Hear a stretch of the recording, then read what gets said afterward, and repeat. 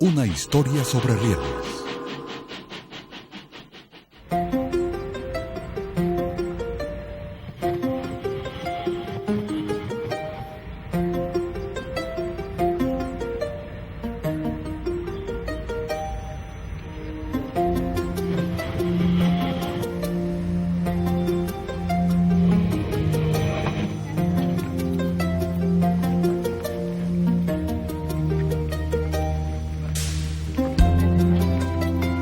José es un hombre trabajador.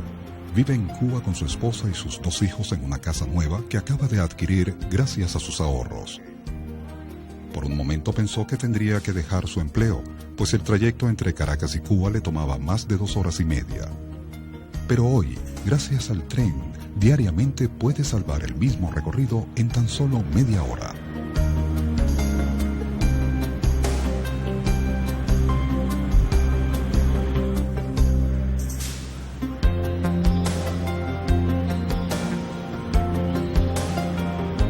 Trece trenes compuestos de 8 coches, con capacidad para 200 personas, transportan desde octubre del 2006 a más de 65.000 usuarios diariamente a una velocidad promedio de 92 kilómetros por hora por estos rieles.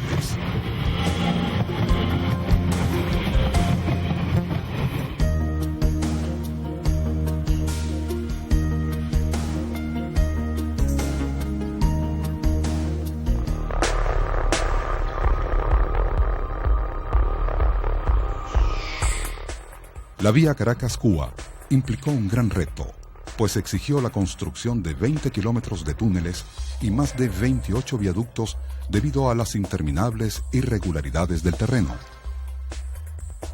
Y es que la topografía siempre ha sido una de las principales barreras en la historia de la industria ferroviaria en Venezuela. Es lógico pensar que el día que habría de iniciarse el recorrido de los trenes por territorio venezolano, su punto de partida sería la capital, y así fue.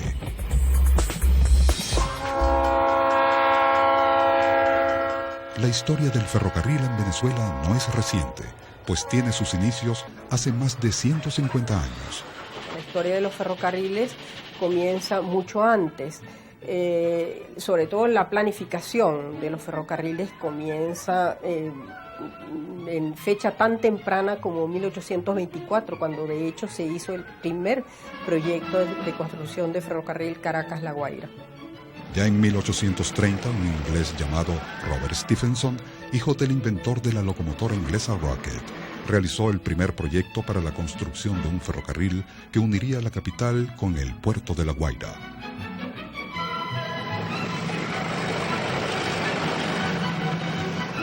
Pero la inmensa barrera topográfica que representa el Ávila hacía que la inversión fuese de tal magnitud que la rentabilidad del proyecto era nula, razón más que suficiente para que empacara sus maletas y se marchara. El segundo proyecto ferroviario del país estuvo marcado por una necesidad más industrial que demográfica, ya que la General Bolívar Mining Association, compañía administradora y propietaria de las minas de cobre de Aroa, requería una forma expedita de transportar su carga desde las minas de Aroa hasta Tucacas.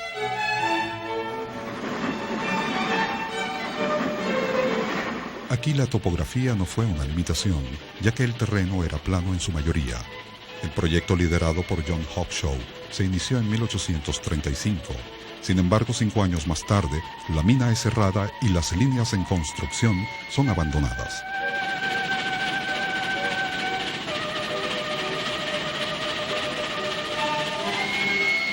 Una serie de proyectos llenos de buenas intenciones, pero de escasos recursos, marcarán los años subsiguientes en los que José Gregorio Monagas y Juan Crisóstomo Falcón intentan con numerosos decretos hacer realidad la entrada del ferrocarril en Venezuela. Es obvio que la economía del país era de unas características tales, la economía y la inestabilidad política, etcétera, que tuvo que transcurrir aproximadamente medio siglo, efectivamente hasta el septenio, es decir, el primer gobierno de Guzmán Blanco, para que los ferrocarriles encontraran condiciones en el país, y no solamente condiciones en el país, sino también un personaje, un gobernante con interés fundamental, porque para Guzmán Blanco el ferrocarril, la construcción de ferrocarriles era un punto fundamental de su gestión de gobierno. Pero el sueño no se hace realidad sino hasta 1877, cuando tras 5 años de obras se concluye la línea de las Minas de Aroa. Esta línea, conocida como el Ferrocarril Bolívar, llegará a transformarse años más tarde en la segunda línea de mayor extensión del país, con 177 kilómetros de recorrido. ¿Qué significó o qué significa un ferrocarril para un país? Bueno, yo tengo esta referencia en mi mente. ¿Qué significó el ferrocarril para el desarrollo de los Estados Unidos de la América del Norte? Cuando el ferrocarril unió las dos costas, la del Pacífico con la del Atlántico. Es obvio que en ese país el ferrocarril constituyó un elemento fundamental del desarrollo de regiones que eran salvajes, donde no había no había nada, pues, y el ferrocarril sirvió como un elemento de penetración. En 1879, cuando Antonio Guzmán Blanco llega al poder por segunda vez, retoma el proyecto más ambicioso iniciado durante su primer periodo de gobierno: la construcción del ferrocarril Caracas-La Guaira. La obra se inicia en 1882 y es ejecutada por la William Anderson Pyle, quien, a través de un financiamiento con un grupo de ingleses, constituye la Caracas Railway Company Limited.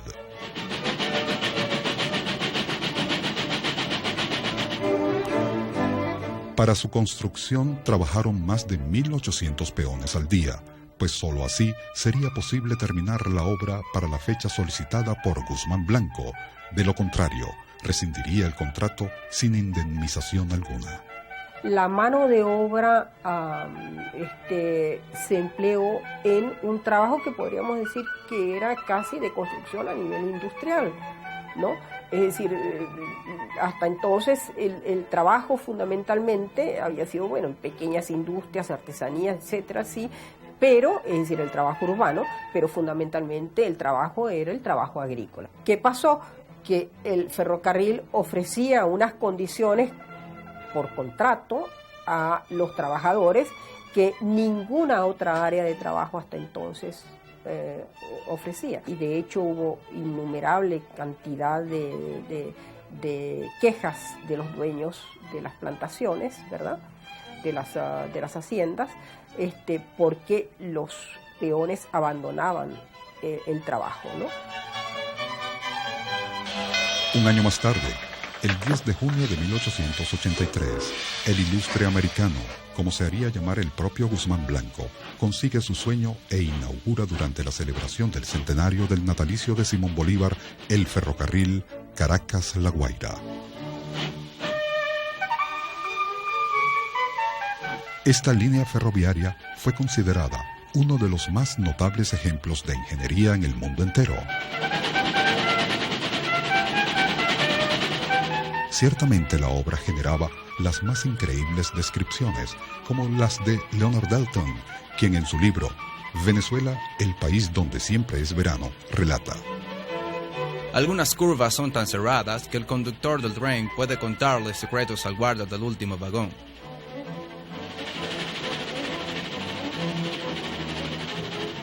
De Lesseps, ingeniero francés quien fuera el constructor del canal de Suez, comentó: el trayecto solo tiene un tramo peligroso, el que está entre Caracas y La Guaira. Pero algo también era cierto.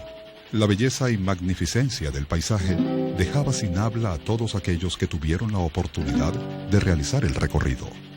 Porque había que ver lo que era subir del nivel del mar a los 940 metros que tiene la altura oficial de Caracas, es una vía férrea. Debe haber sido un espectáculo extraordinario. Qué hermoso sería ir en un ferrocarril por esos cerros, remontando el Ávila, hasta que de pronto aparece el mar, aquella especie de gran zafiro, de gran esmeralda, como lo vio el poeta Lazo Martí cuando viajó por primera vez en ese ferrocarril, y él recuerda esa impresión de pronto, ¡pum!, la irrupción del mar desde arriba, desde la cima. No puede negarse que Guzmán Blanco fue el gran impulsor del ferrocarril en Venezuela. Durante sus 3 periodos de gobierno, se firmaron contratos con numerosas empresas extranjeras para la construcción de un sinnúmero de vías férreas. Yo creo que la historiografía venezolana recoge adecuadamente el papel de Guzmán Blanco y del gobierno de Guzmán Blanco, particularmente de él como gobernante, en cuanto a ser el gran impulsor, haber sido el gran impulsor de los ferrocarriles en Venezuela en el siglo XIX. Sería mezquino no atribuirle a él ese crédito histórico. Se le debe a Antonio Guzmán Blanco, que se empeñó en la construcción de un sistema ferroviario en Venezuela. Las condiciones económicas eran mejores que anteriormente y a la vez se contaba con un gobernante, con un proyecto de gobierno, tal vez por primera vez un proyecto bastante claro, independientemente de lo que lo consideremos bueno, malo, las críticas que se le puedan hacer, pero era un proyecto suficientemente claro de modernización del país y sobre todo de modernización de la infraestructura de transportes del país, de manera que dentro de ese proyecto el ferrocarril es algo fundamental realmente, y por lo tanto sí es verdad que hay que considerar a Guzmán Blanco el gestor o el gran impulsor, digamos, de la política, de la modestísima política ferroviaria de Venezuela en el siglo XIX. Durante el año 1883, Antonio Guzmán Blanco decreta la construcción del Ferrocarril Central de Venezuela, obra que encarga a Juan de Dios Monzón y que se realizaría bajo contrato con la empresa Reginald Pringle. El primer tramo de esta obra cubriría la ruta Caracas-Ocumare, pasando por Petare, Santa Lucía y Santa Teresa. Finalmente es inaugurado en septiembre de 1886 y no será hasta 1913 que los trenes llegan a Santa Lucía sin alcanzar nunca su destino final, Santa Teresa. Guzmán Blanco también llega a inaugurar el ferrocarril Puerto Cabello-Valencia. La línea cubría una distancia de 54 kilómetros. Tenía 7 estaciones y 30 puentes. Y gracias a la intensa actividad portuaria de la zona, fue la única línea del país con resultados económicos óptimos. Definitivamente, la obra de Guzmán Blanco fue modernizadora y no se puede negar los beneficios que sumó el ferrocarril para el desarrollo económico y social de Venezuela. Tal vez por eso los gobiernos que lo sucedieron mantuvieron la obra iniciada por él.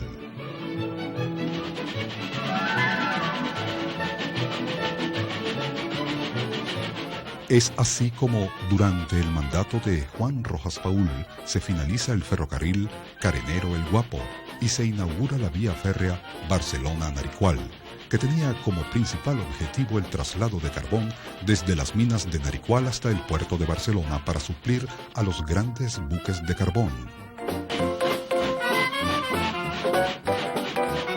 Posteriormente, durante el bienio de Raimundo Andueza Palacios, se inaugura la vía Barquisimeto-Aroa, que empalmaba con la vía Tucacas-Aroa, convirtiéndose en uno de los trayectos de mayor longitud en el país.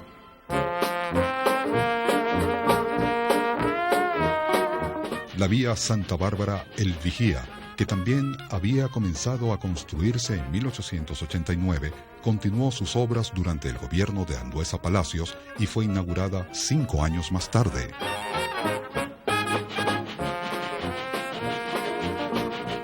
La mayoría de estas líneas se realizaron con contratos negociados previamente por Guzmán Blanco.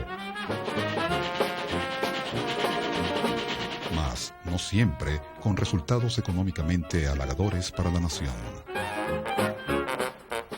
En 1892, llega al poder Joaquín Crespo y con él una nueva política ferroviaria contraria a la de Guzmán Blanco, ya que se liberaba al Estado de las grandes cargas financieras que debía asumir para la construcción de las líneas férreas, y la misma se traspasaba a los contratistas extranjeros.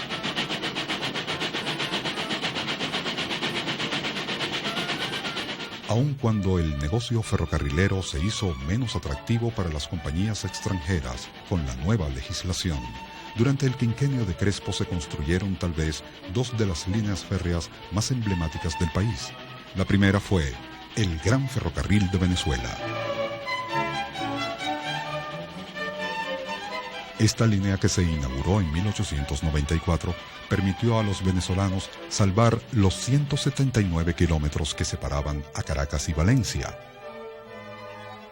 Para la construcción de la línea trabajaron más de 4.000 hombres al día durante 6 años, pues tenía 86 túneles, 21 puentes y 182 viaductos, no en balde su nombre de Gran Ferrocarril de Venezuela. Fue construida y administrada por la empresa alemana Freight Krupp y se destacó por la puntualidad y exactitud de su funcionamiento.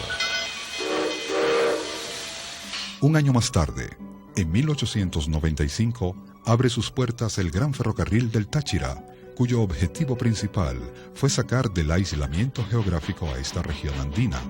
El recorrido de esta línea unía el puerto de Encontrados con San Cristóbal y fue construido con capital venezolano por don Benito Roncayolo y sus hijos.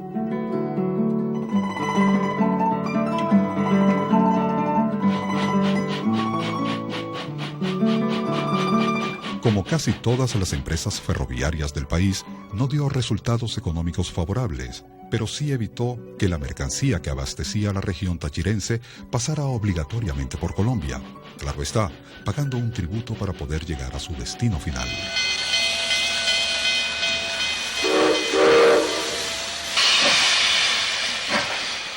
Si bien la política ferroviaria de Crespo disminuyó el gasto fiscal de la nación, la carga económica que representaba el pago de las obligaciones contraídas en los desventajosos contratos de Guzmán Blanco seguían empujando la balanza de pagos hacia una situación deficitaria, colocando en entredicho la desinteresada iniciativa de Guzmán Blanco de introducir el tren en el país.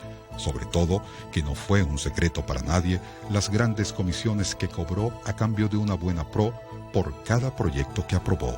El juicio sobre Guzmán Blanco y este particular es complejo porque, si bien es cierto que él es el inspirador de la construcción de todo el sistema ferrocarrilero, también es cierto que en los contratos apareció una cláusula donde él cobraba un porcentaje importante y buena parte de la fortuna que hace Guzmán Blanco desde el poder se debe a los porcentajes fijados en los contratos ferrocarrileros. Es así como en 1896, el gobierno de Joaquín Crespo se ve forzado a solicitar un crédito en Alemania de 50 millones de bolívares para el pago de la deuda con las compañías extranjeras que han construido y manejan los ferrocarriles en Venezuela.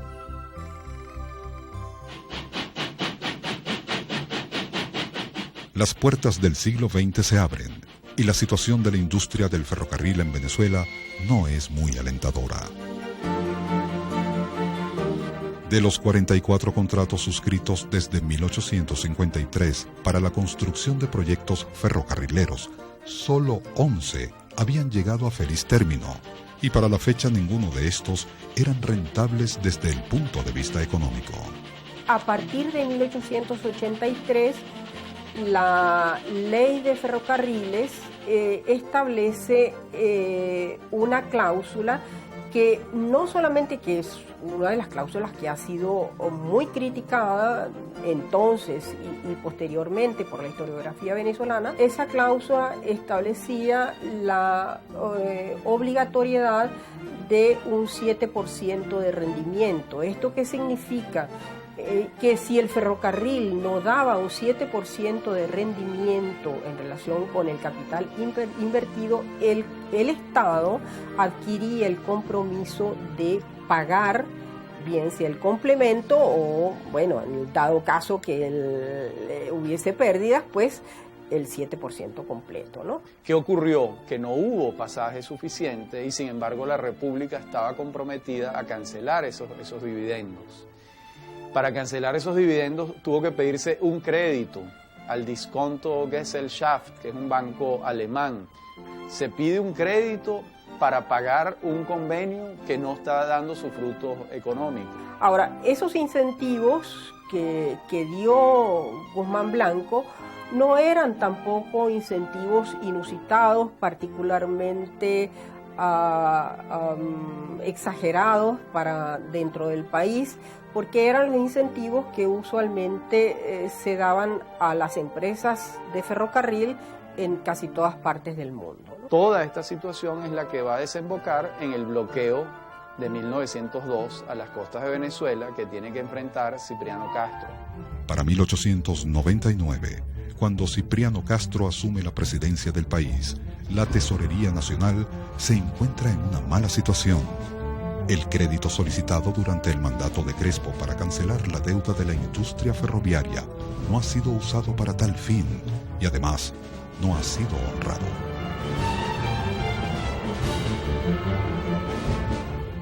Cuando se plantan frente a Puerto Cabello y La Guaira las armadas inglesa, alemana e italiana, lo que están en buena parte es cobrando las deudas que ha contraído la República de Venezuela por el incumplimiento de los contratos de Guzmán. En 1902, buques de las potencias europeas bloquean los puertos venezolanos, ejerciendo presión para cobrar su deuda. Venezuela está al borde de una guerra a causa del ferrocarril.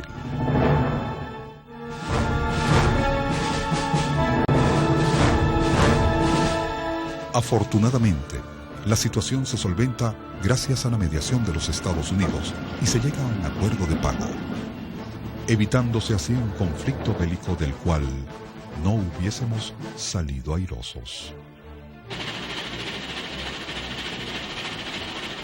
Cipriano Castro cae presa de una enfermedad y sale del país para operarse.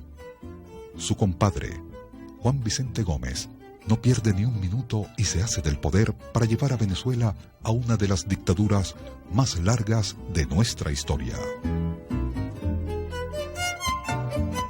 En 1909, de la mano del Benemérito, se inicia una política que conllevará a la extinción de la industria ferroviaria en Venezuela. La creación de una red de carreteras tanto centrales como secundarias en toda Venezuela. En la primera década, segunda década del siglo XX, comienzan a otorgarse concesiones petroleras. El negocio del petróleo está comenzando en el mundo. El negocio del automóvil, de la industria automotriz también está comenzando en el mundo. Y hay un dato que es muy importante y que la historiografía nuestra casi no ha tomado en cuenta o no la ha considerado.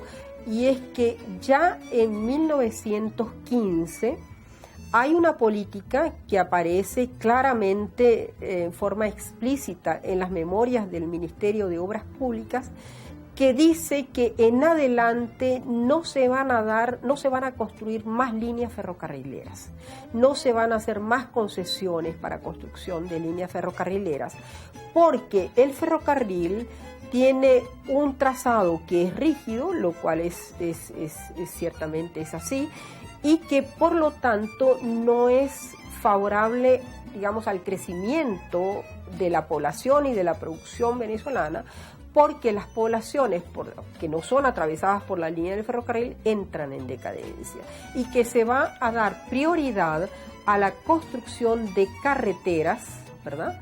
Y por supuesto de carreteras, me imagino que es pensando a futuro en el transporte automotriz, ¿verdad? Construcción de carreteras, porque la carretera es mucho más flexible, es decir, se puede hacer una carretera troncal y ramales que vayan a diferentes poblados, a veces caseríos, etcétera, que atiendan las necesidades de la población venezolana y de esa manera pues dar digamos, facilidades de transporte a los pequeños productores, etcétera, ¿no?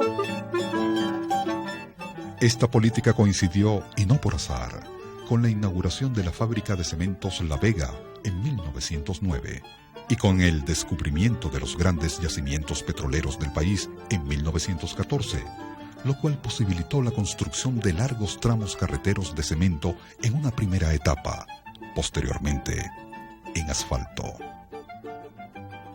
Esto, sumado a la baja rentabilidad económica de la industria ferroviaria y el auge del automóvil, signó el destino de los 1.039 kilómetros de vías férreas que se llegaron a construir hasta 1919 en el país. ¿Por qué languidece en Venezuela el ferrocarril? Porque Venezuela es una nación petrolera. Y con la aparición del petróleo, a partir del estallido de los Barrosos II en 1922, pero ya con Sumaque I en 1914, comienza la gran explotación petrolera, la aparición de la gasolina, la aparición del asfalto y la construcción de carreteras.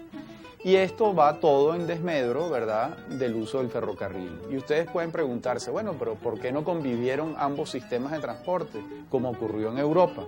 Por un problema poblacional. Estamos hablando de un país despoblado. Calculen ustedes que cuando cae la dictadura de Pérez Jiménez hace apenas 50 años, Venezuela tiene 7 millones de habitantes. Lo que quiere decir que la Venezuela de 1910, 1920, donde se está planteando esta situación, ¿cuántos habitantes había en Venezuela? 2 millones, 3 millones. Es decir, no había masa demográfica, para decirlo de alguna manera, suficiente como para que coexistieran las vías férreas y las autopistas y las carreteras. Tras la muerte de Juan Vicente Gómez en 1935, proseguirá el lento y tortuoso camino de abandono del sistema ferroviario venezolano. Durante los períodos de López Contreras y Medina Angarita, la inversión en la industria ferroviaria fue mínima, mientras las carreteras crecían más y más. Tan solo la línea El Palito-Palmasola fue construida durante el gobierno de Medina Angarita, quien se vio en la obligación de nacionalizar la industria ferroviaria, ya que las concesionarias abandonaban el negocio debido a sus grandes pérdidas económicas. Fue en 1946, cuando Venezuela se encuentra bajo el gobierno de la Junta Cívico-Militar, que nace el Instituto Autónomo de Administración de Ferrocarriles del Estado, con el objetivo de darle forma jurídica al conglomerado de ferrocarriles manejados por el Estado. En 1950, el instituto tiene la tarea de crear el primer Plan Ferroviario Nacional, concebido para desarrollarse en 20 años. El plan estaría compuesto de una red básica de doble vía para las principales ciudades y una red complementaria de una sola vía para el resto del país. Pero contrario a lo ambicioso de este plan, las líneas férreas existentes en el país para ese momento serán abandonadas sin que el recién creado instituto logre absorberlas y reabrir sus operaciones. En el caso de Venezuela, la aparición de los ferrocarriles constituyó desde luego un paso de avance en el siglo XIX, pero eso no se continuó, eso en absoluto. Es decir, el ferrocarril, los pocos que hubo en ese tiempo, se quedaron en eso. Aquí hay muchas cosas que los venezolanos pudimos haber conservado y mantenido, para bien colectivo, desde luego, porque el ferrocarril, si algo tiene de bueno, es que es un transporte que en absoluto se puede considerar elitesco. Al contrario, es un transporte masivo como el metro. Eso, sin duda, pues, pero es que hay muchas cosas que no hemos conservado, que se nos han perdido, que han sido cambiadas por otras que yo no sé hasta qué punto son superiores a las que teníamos. Veremos así cómo tristemente dejan de operar las líneas La Ceiba-Motatán en 1947, el Gran Ferrocarril del Táchira en 1950, el Ferrocarril Caracas-La Guaira en 1951, Tucacas, Puerto Cabello y Caranero El Guapo en 1954 y la línea Puerto Cabello-Valencia en 1957.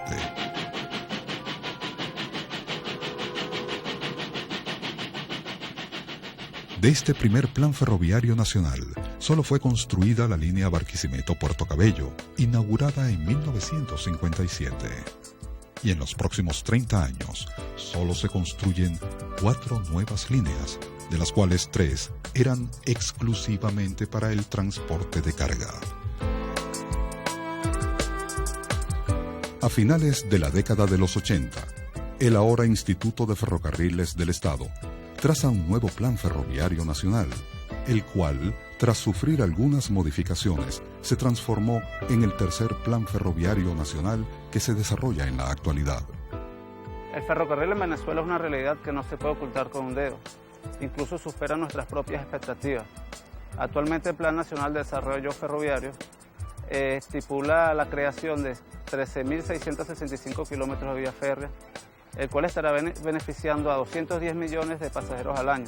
Esta es una de las obras más importantes de los últimos 50 años. Este plan tiene un periodo de ejecución desde el 2006 hasta el 2030. Tenemos un tramo en operación comercial, que es el tramo Caracas-Tuy Medio. Tenemos un próximo tramo a inaugurar, que es el tramo Barquisimeto-Yaritagua, el cual consta de 34 kilómetros de vía férrea y unirá los estados Lara y estado Yaracuy. Y tiene proyectado enlazarse con Puerto Cabello, el muelle 24 de Puerto Cabello.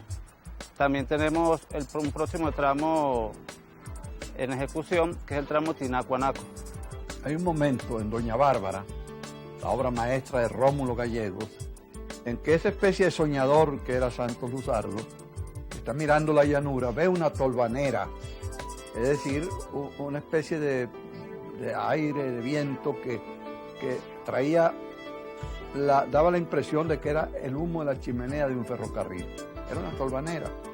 Y Santos Luzardo se queda mirándolo, soñando, y dice: alguna vez será verdad el ferrocarril de los llanos.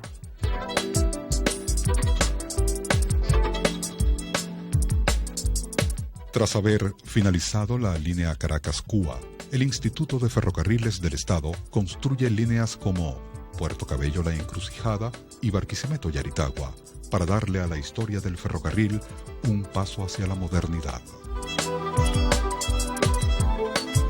Ciertamente el ferrocarril en Venezuela, el plan ferrocarrilero actual, yo confieso que a mí me emociona ver esas pilas con esas columnas donde van tendiendo los rieles. En el ferrocarril Caracas-Charallave-Cuba, que es realmente extraordinaria, una obra de la ingeniería de primera, uno se emociona. Entiendo que este ferrocarril que va Puerto Cabello, Valencia, La Encrucijada, tiene ese viejísimo sentido de que todo el parque industrial de La Encrucijada, de Cagua, de Guacara, toda la zona industrial de Valencia pueda servirse del ferrocarril, enviando o trayendo las materias primas del puerto de Puerto Cabello hacia esas zonas. Eso me parece evidentemente algo importante que puede resultar, los trenes de carga que pueden resultar beneficiosos. Iniciamos este recorrido hace más de 150 años y está claro que la historia de los trenes en Venezuela es la historia del país. El trayecto estuvo siempre lleno de obstáculos por sortear. Unos fueron geográficos, otros económicos, en algunos casos políticos y hasta éticos. Pero sea como fuere, el recorrido que hemos realizado hace parte de lo que somos hoy. Lo vivido no fue en vano si podemos aprender de los aciertos, evitando cometer de nuevo los errores del pasado y comprender finalmente que es imposible llegar a nuestro destino sin pasar por cada una de las estaciones que conforman esta maravillosa historia sobre rieles.